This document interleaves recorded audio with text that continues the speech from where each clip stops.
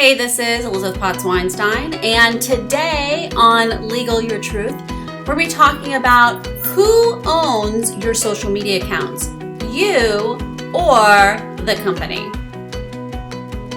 Now, this is specifically for those of you who are small business owners, who have a business that is very much an extension of who you are. It's a personal brand type business, the Martha Stewart type business, where your name may actually be the name of the business, or your name is prominently featured as part of the business. Maybe because you're a speaker, you're an expert, you're an artist, you have something that makes this business be just an extension of you in a lot of ways. Here's the thing. If the business is an LLC or a corporation, this business isn't just an extension of you. It actually is its own person. It's its own entity.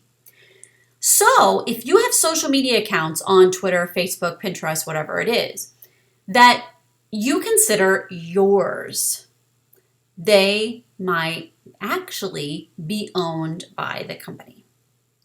Why does that matter? Well, right now it may not matter at all, right? Because it's your company and you're the boss and you're the only owner and you can control everything. Except if something happens. You could be bringing in business partners. You could be selling the company.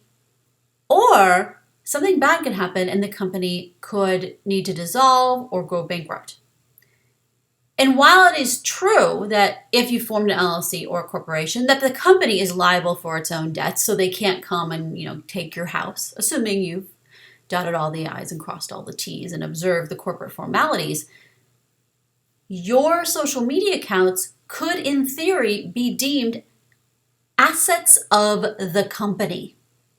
And if you want to keep them, you may have to buy them from the company because the creditors want to get paid. This may be not something that you've thought about.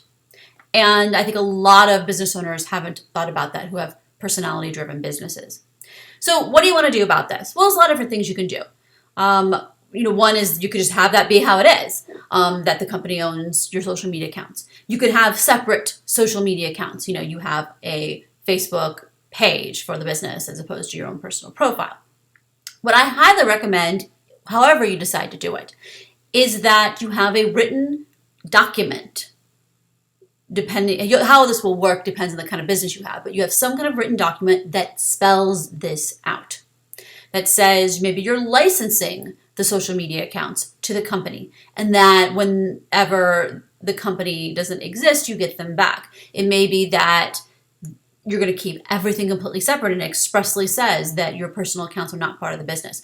There's no one right way to do it. There's a lot of different ways you could structure it, but you definitely want to make sure that you've thought about this ahead of time, because if you've come to the point where you need to have this business declare bankruptcy or fold or to be sold or whatever it is, that you're not surprised by what happens to your Facebook and your Twitter and your Pinterest and your Instagram and all your other social media accounts.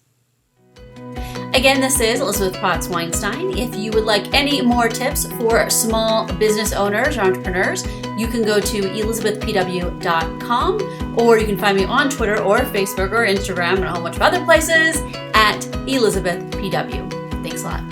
Bye.